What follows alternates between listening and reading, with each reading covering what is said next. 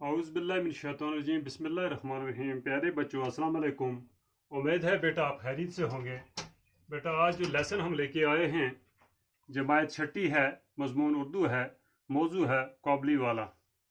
تو بیٹا اسی لیسن کو ہم کنٹینیو کرنے جا رہے ہیں۔ لیسن ہاف ہم نے پڑھا ہے۔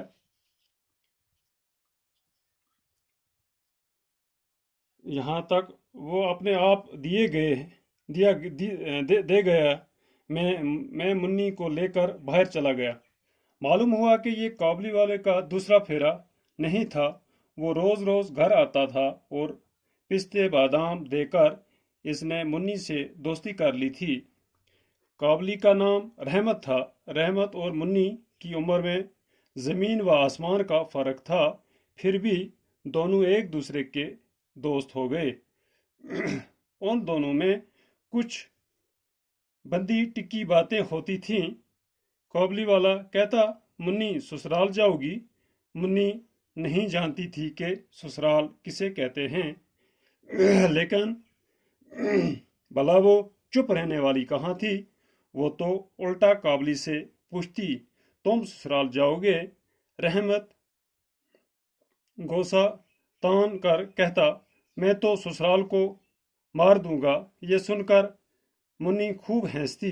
ہر سال جھاڑے کا موسم ختم ہونے لگتا تو رحمت اپنے وطن جانے کی تیاری کرتا اور گھر گھر جا کر اپنا روپے وصول کرتا، مگر ایک بار منی سے ملنے ضرور آتا۔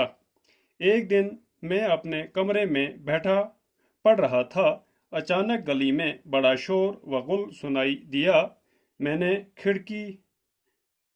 نے کھڑے ہو کر دیکھا کہ رحمت کو دو سپاہی بندے لیے جا رہے تھے۔ پیچھے سے لڑکوں اور راہگیروں کا مجمع چلا آ رہا تھا۔ رحمت کے کرتے پر خون کے دھبے تھے اور ایک سپاہی کے ہاتھ میں خون سے بھری چھری تھی۔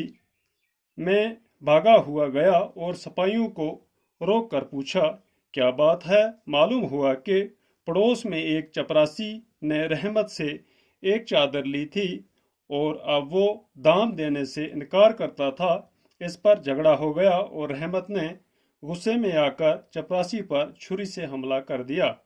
رحمت اس بے ایمان چپراسی کو سینکڑوں گالیاں دے رہا تھا۔ اس بیچ میں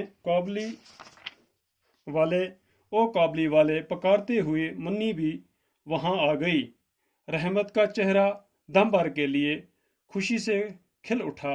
منی نے آتے ہی اس سے پوچھا، تم سسرال جاؤ گے؟ رحمت نے ہنس کر کہا، ہاں وہیں جا رہا ہوں۔ اس نے دیکھا کہ اس جواب سے منی کو ہنسی آ گئی، تب اس نے غصہ دکھا کر کہا، میں سسرال کو مارتا ضرور، لیکن کیا کروں، میرے ہاتھ بندھے ہوئے ہیں۔ کچھ دنوں کے بعد اس جرم میں رحمت کو 7 سال کی سزا ہو گئی۔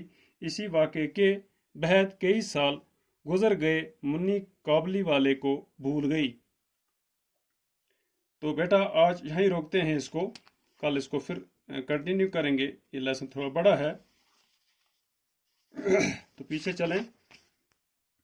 کہتے ہیں کہ معلوم ہوا کہ یہ قابلی کا دوسرا پھیرا نہیں تھا۔ وہ روز روز گھر آتا تھا اور پستے بادام دے کر اس نے منی سے دوستی کر لی تھی۔ بادام بھی دیتا تھا، پستے وغیرہ بھی دیتا تھا منی کو۔